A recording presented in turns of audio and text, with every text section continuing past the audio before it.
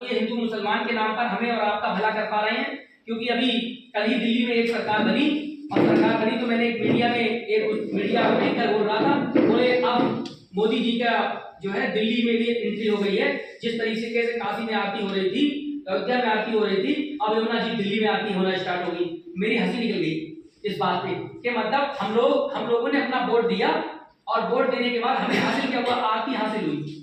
तो ये काम तो जो आरती है ये तो बिना वोट के भी हो सकती है। क्यों? क्योंकि बाबा साहब डॉक्टर बी आर अम्बेडकर ने हमें बहुत ताकत दे रखी है कि आप जिस धर्म के मानने वाले हो उसकी पूजा पद्धति अपना सकते हो, आपको कोई रोक नहीं सकता है। अगर आप मुस्लिम हो तो नमाज पढ़ो, आप अगर हिंदू हो तो घंटी बजाओ, आरती करो, कोई रोक नहीं सकता है। मगर तब तक नहीं रोक सकता है जब तक इस देश के अंदर बाबा साहब डॉक्टर बी आर अम्बेडकर का संविधान है। तो ये इसके लिए वोट देने की जरूरत नहीं है कि आरती हो, नमाज हो, इसको वोट देने की जरूरत नहीं है इस बात के लिए। क्यों? क्योंकि ये तो पहले से ही हमें बाबा साहब डॉक्टर बी आर अम्बेडकर संविधान में लिख के दे गए हैं कि आप जिस धर्म को मानने वाले हो उसकी पूजा पद्धति, उसका खान पान, उसका रहन सहन अपना सकते हो, कोई आपको रोक नहीं सकता है। अगर मैं पैंट शर्ट पहनूं तो मुझे कोई रोक नहीं सकता, कुर्ता पजामा पहनूं तो मुझे कोई रोक नहीं सकता है। तो मगर जब तक देश में संविधान है तब तक ही ऐसा है, और संविधान नहीं रहेगा तो ये व्यवस्थाएं जो चल रही है ये व्यवस्थाएं भी नहीं रहेंगी।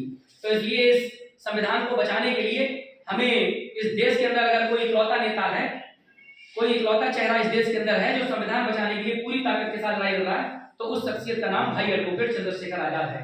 तो हमें और आपको मिलकर के भाई के हाथों में जितना हमने मजबूत किया उतनी ताकत के उससे कई हजार गुना ताकत के साथ भाई हमें वापस कर रहे हैं। हमारी एक बात पे भाई नजर रखे हुए हैं कि कहीं अगर दलितों पर अन्य अत्याचार हो जाता है या मुसलमानों पर कोई अन्य अत्याचार हो जाता है या ओबीसी के लोगों पर कोई अन्य अत्याचार होता है तो भाई पूरे देश के गांव-गांव की आवाज संसद उठाने का काम कर रहे हैं। अलीगंज अपने ही जिले का गांव है, आपकी विधानसभा का गांव है अलीगंज में डीजे पे आपत्तिजनक गाने बजे तो भाई ने उस घटना को संसद में उठाया।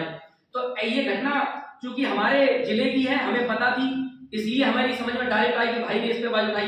मगर ऐसी कोई घटना पूरे देश के अंदर किसी गली, गांव, मोहल्ले, शहर, कस्बे की नहीं है जिस घटना पर भाई एडवोकेट चंद्रशेखर आजाद पूरी ताकत के साथ हमारा और आपका समर्थन ना करते हो।